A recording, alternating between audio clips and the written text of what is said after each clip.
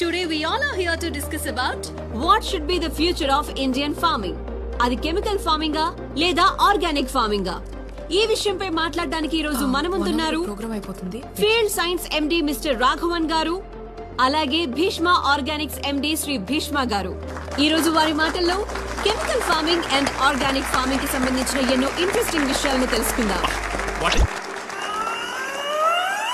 హే పర్విల్ భయ్యా, నువ్వేంటి ఇక్కడ? ఆ విషయం నేను అడగలరా? ఆయన నువ్వేంటి ఇక్కడ? షో కోసం వచ్చావా? షో కోసం నేను ఎందుకు వస్తాను భయ్యా? ఆ అమ్మాయి కోసం వచ్చాను. బాగుంది కదా భయ్యా? నువ్వు ఈ విత్తనాలు చల్లడం ఆపవారా? నువ్వు చేసిన పనికి నా జాబ్ పోయి నా క్వాలిఫికేషన్ కంటే తక్కువ రేంజ్ జాబ్ తీసుకొని ఫీల్డ్ సైన్స్ కంపెనీలో జాయిన్ అయ్యా. ఏం పంట వేసావు పెద్దనా? మిర్చి వేశానయ్యా. ఎరువులు వేసావా లేక దేవుడి మీద భారం వేసావా? మీ కంపెనీ ఎరువే వాడానయ్యా. చేతి నిండా పంట వచ్చింది. చాలా సంతోషం అయ్యా. మనం ఏం చేసినా రైతుల సంతోషం గురించే కదా భీష్మ గారు. ఇంతకంటే ఏం కావాలి? సంతోషం అంటే మనం కట్టుకునే బట్టల్లోనో నోట్ల కట్టల్లోనో ఉండదు. సంతోషం అంటే ఆరోగ్యం. సంతోషం అంటే మన తరాల్ని చూడడం. ఎంతకాలం మొక్కలకి మందు కొట్టి ఆరోగ్యాన్ని తాకట్టు పెట్టి ప్రకృతిని నాశనం చేస్తాం. మీరు మంచి మాటకారి సార్. ఇలాంటి మాటలు చెప్పే కదా కొన్ని వేల మంది రైతుల్ని మార్చేశారు. ఇప్పటికే జాంబియా, ఇథియోపియా లాంటి 10 దేశాలు ఆకలి చావులు చేస్తున్నాయి. అక్కడ స్విగ్గీ లేదా? డబ్బులు లేవు.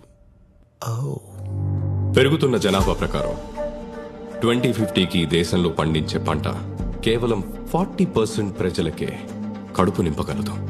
దీన్ని తట్టుకోవాలంటే కొత్త జెనెటిక్ చేంజెస్ రావాలి. అడ్వాన్స్ కెమికల్స్ రైతులకి అందుబాటులోకి రావాలి. ఇవి పట్టించుకోకుండా ఆర్గానిక్, ఆనందం అంటూ ఈ చందమామ కథలు చెప్తారేంటి సార్? ఆర్గానిక్ ఫార్మింగ్ అనేది పాత పద్ధతి, మీకులా పాత పద్ధతి.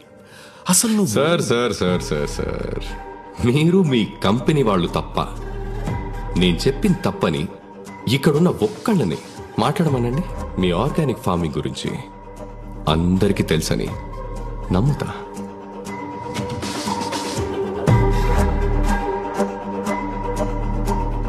భయ్యా, ఇప్పుడు ఆ అమ్మాయిని ఇంప్రెస్ చేయాలంటే ఏం చేయాలి? నువ్వు మాట్లాడరా? నువ్వు మాట్లాడితే నా స్టేటస్ పడిపోయింది. అమ్మాయి పడదా? సార్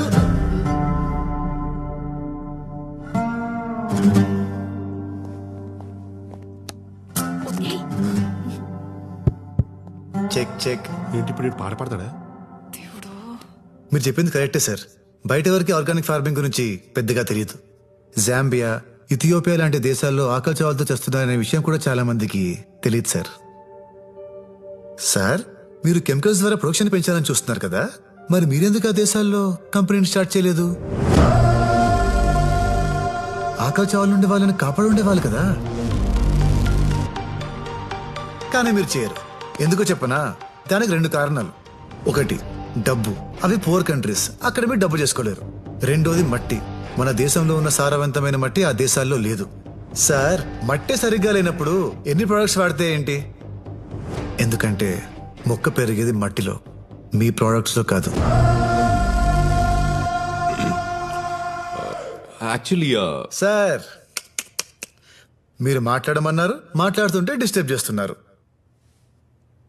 మీరు దేవుడిని నమ్ముతారా? చెప్పండి సార్. అర్రే, టెక్నాలజీ ఇంత పెరిగినా ఇంకా పాత దేవుడిని నమ్ముతున్నారా? మరి పాతకాలం నుంచి ఆర్గానిక్ ఫార్మింగ్ చేస్తే తప్పేంటి సార్?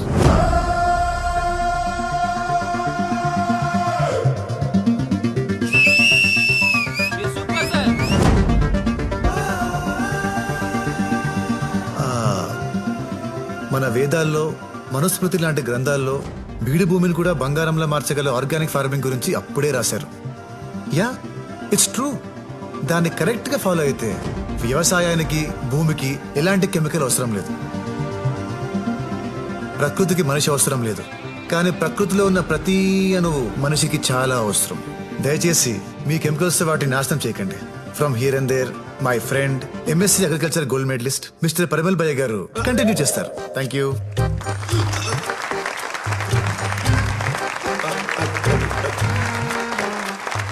Check check check.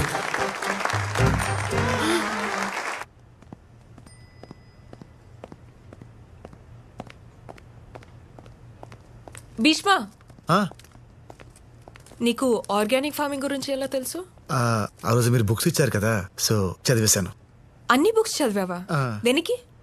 అంటే మీకు ఆ సబ్జెక్ట్ ఇష్టమని. ఓ, నాకు ఇష్టం కాబట్టి నన్ను ఇంప్రెస్ చేయడానికి నేర్చుకున్నా, అంతేనా? అయ్యో అలా ఏం లేదండి. లవ్ చేస్తున్నావా? అయ్యో అలాంటిదేం లేదండి. ఏదో ఆ సబ్జెక్ట్ మీకు ఇష్టమని నేనేదో.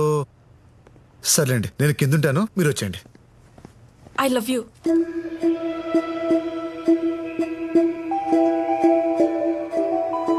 I love you. ఏ అమ్మాయి అయినా ఇష్టపడాలంటే అద్భుతం జరగక్కర్లేదు, ఒక అభిప్రాయం క్రియేట్ అయితే చాలు. అలాంటి అభిప్రాయం నిన్ను చూడకముందే కలిగింది. హలో నానా, నా కార్ ఆగిపోయింది. హైదరాబాద్ లో యూత్ చాలా చెడిపోయారు సార్, నలుగురు ఫ్రెండ్స్ దమ్మేస్తూ మాట్లాడుకున్నంత మాత్రాన వాళ్ళు ఖాళీగా ఉన్నారు, కసిగా లేరు అంటే ఎలా సార్? వాళ్ళల్లో ఎప్పుడు ఎవడు ఏమవుతాడో ఎవడికి తెలుసు. టీలు ఇచ్చేటప్పుడు మోడీ గారిని కూడా చాలా చీప్ గానే చూస్తుంటారు కదా సార్. అప్పుడు అర్థమైంది నాన్నతో మాట్లాడింది నువ్వని. ఆ క్షణం నుంచి ప్రతి క్షణం నీ కంపెనీని ఎంజాయ్ చేస్తూనే ఉన్నాను. నా కోసం 10 మందిని కొట్టా. 20 రోజులు మా నాన్న దగ్గర ఉన్నావు.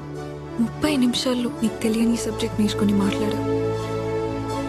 ఏ అమ్మాయి అయినా తను అడిగింది చేసేవాడి లైఫ్లోకి వస్తే హ్యాపీగా ఫీల్ అవుతుంది. కానీ తన కోసం ఏదైనా చేసి నీలాంటి వస్తే అదృష్టంగా ఫీల్ అవుతుంది. I love you.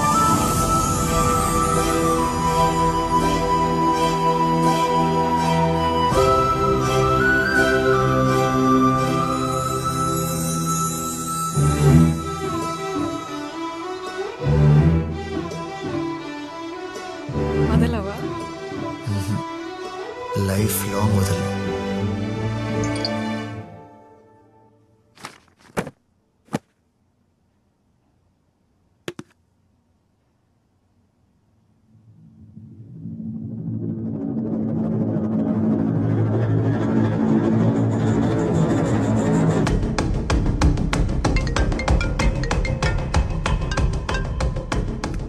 Hello sir, ఓ కేసు పని మీద న్యూస్ ఛానల్కి వస్తే చైత్ర మేడం అలా కనిపించారు సార్.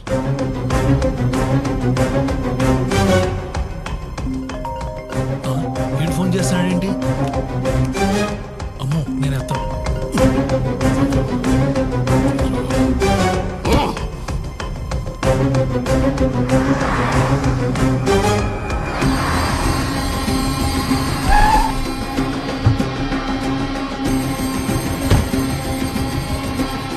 జేపీ ఎక్కడ? ఆనంద్ గారు వాళ్ళ ఇంట్లో ఉన్నారండి. ఏంట్రాడు మళ్ళీ ఫోన్ చేయలేదా? 2 సార్లు ఫోన్ ఎత్తనప్పుడు బుద్ధున్నాడు వాడు, 3ఓసారి చేయడు. సార్ నేను వెళ్తా.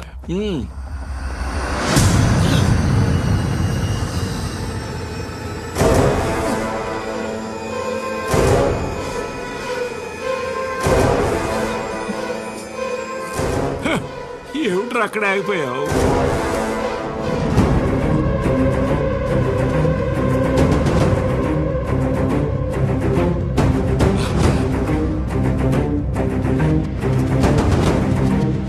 చైత్ర ఓకే అయిపోయిందమ్మా, వాళ్ళ నాన్నని ఎలా మేనేజ్ చేయాలో వరకు.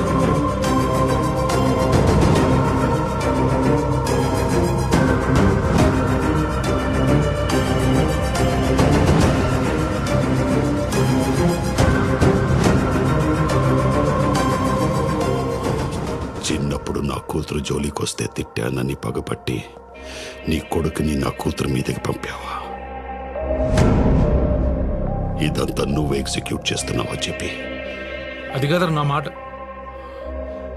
వాడి మొహం చూస్తేనే నాకు నచ్చదు.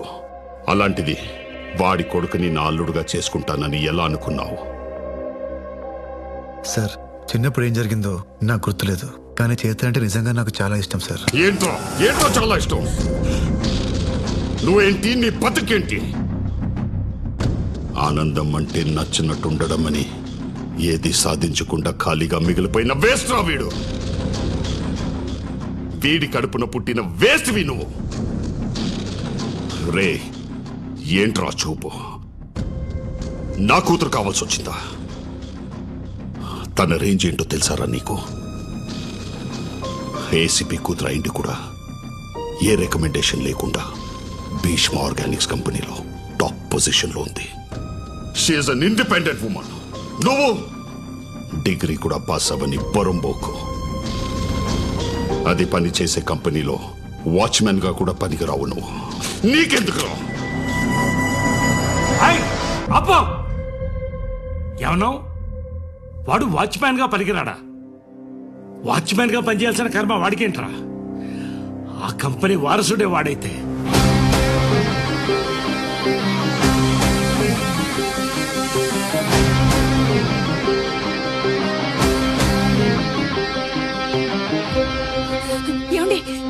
ఊరుకోవే.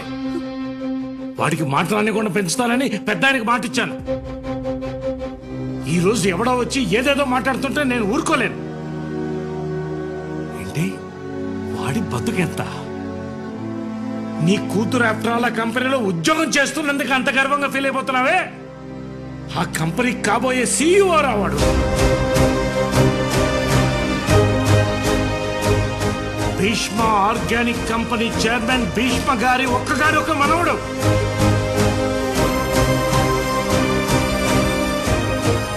ఆయన 1000 కోట్ల ఆస్తికి అధిపతి అతను.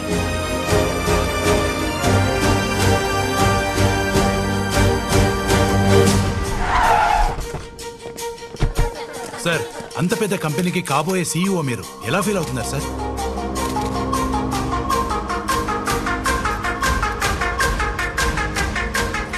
కొత్త సీఈఓని ప్రకటించిన భీష్మ ఆర్గానిక్స్. భీష్మ ఆర్గానిక్స్ కొత్త CEO. Bheeshma organics announced its head. Bheeshma organics next CEO కూడా భీష్మనే.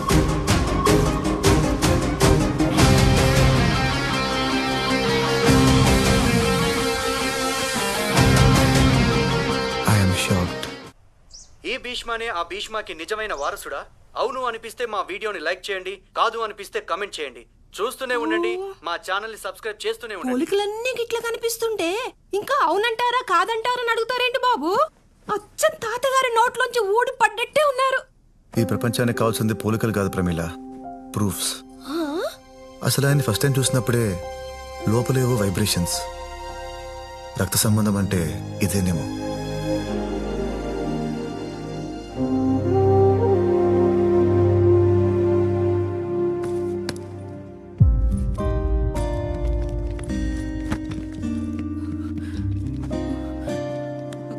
అమ్మా ప్లీజ్ అలా ఉండకమ్మా.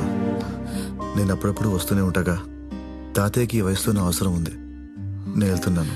నన్ను బాగా చూసుకో. చెప్పండి.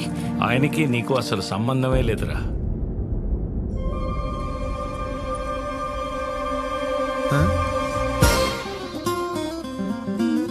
అవునరా, మీ తాతయ్య గారు ఈయనే, వెలగపూడి నరసింహారావు గారు. నా చిన్నప్పుడే పోయారు. నాన్న, ఇది జోక్ చేసే టైం కాదు. జోకులు నేనెందుకు చేస్తాను రా? పాయింట్ బ్లాంక్ లో గన్ను పెట్టి ట్రిగ్గర్ మీద వేలు పెట్టి సీరియస్ గా ఊగిపోతుంటే వాడికి ఉన్న టెంపర్మెంట్ లో నేనేం చేస్తాడన్న భయంతో అలా చెప్పేశాను రా. నువ్వు చెప్పావు సరే, మరి మీడియా ఎందుకు వచ్చింది? నేను చెప్తే వచ్చారా? మీ నాన్న నువ్వు వారసుడని చెప్పగానే ఆ దావాగాడు షాక్ లో గన్న నీ వైపు నుంచి నా వైపు తిప్పాడురా. ఆ కంపెనీ వారసుడే వాడైతే అది నిజం కదని వాడికి ఏమాత్రం డౌట్ వచ్చినా ఫస్ట్ పోయే ప్రాణం నాదేని అర్థమైంది. ఏదైతే అది అయింది తర్వాత చూసుకుందామని మా మీడియా గ్రూప్ లో నువ్వే సీఈఓ అని మెసేజ్ పెట్టేశాను.